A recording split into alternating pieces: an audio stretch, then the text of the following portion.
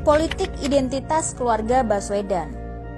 Keluarga Baswedan adalah imigran Arab Yaman. Mereka datang ke Indonesia karena melarikan diri ke berbagai negara, salah satunya ke Nusantara ini.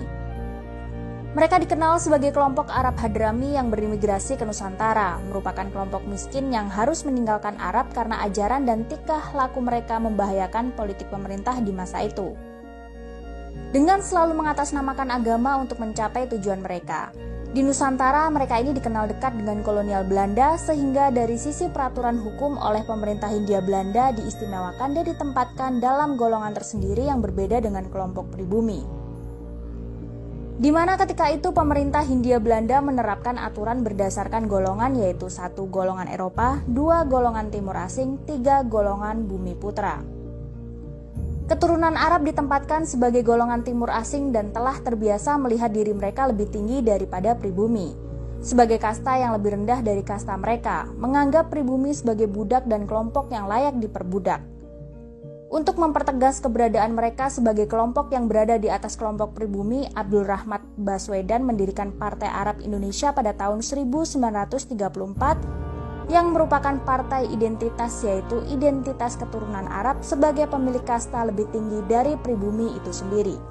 Abdul Rahman Baswedan merupakan kakek dari Anies Baswedan. Sejak tahun 1934 telah membentuk suatu kekuatan politik atas nama Arab agar mereka yang berada di Indonesia diakui sebagai Arab Indonesia, bukan pribumi Indonesia, melainkan orang Arab yang tinggal di Indonesia, merupakan suatu politik identitas tanpa rasa nasionalisme.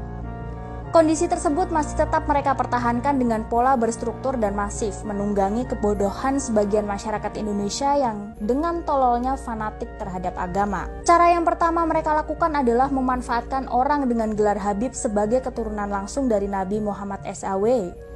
Para Habib ciptaan ini menjadi ulama, mendadak menjadi panutan, dan apa yang diucapkan dianggap sebagai fatwa yang wajib dituruti karena telah didaulat sebagai keturunan Nabi Muhammad SAW.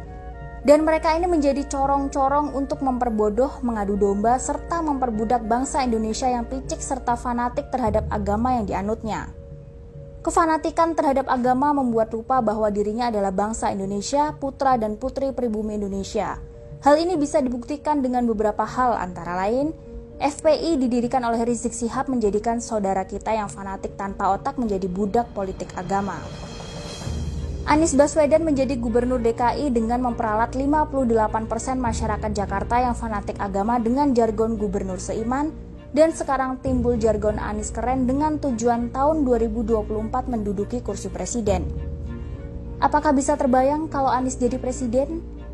Biar masing-masing kita merenungkannya, membayangkan bahwa NKRI tercinta ini akan menjadi negara Arab, kebudayaan dan warisan leluhur seperti adat istiadat akan musnah, kita akan menjadi warga yang layak diperbudak dan diperhamba bagi mereka.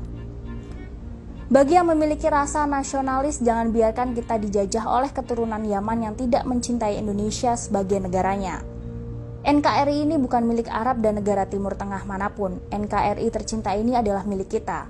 Sadarlah kalian saudaraku yang mabuk agama, bahwa selama ini kalian adalah boneka, bahkan budak mereka untuk menguasai bahkan menghancurkan NKRI tercinta ini. Tulisan ini dilansir dari kata mereka, link aku sertakan di kolom deskripsi ya.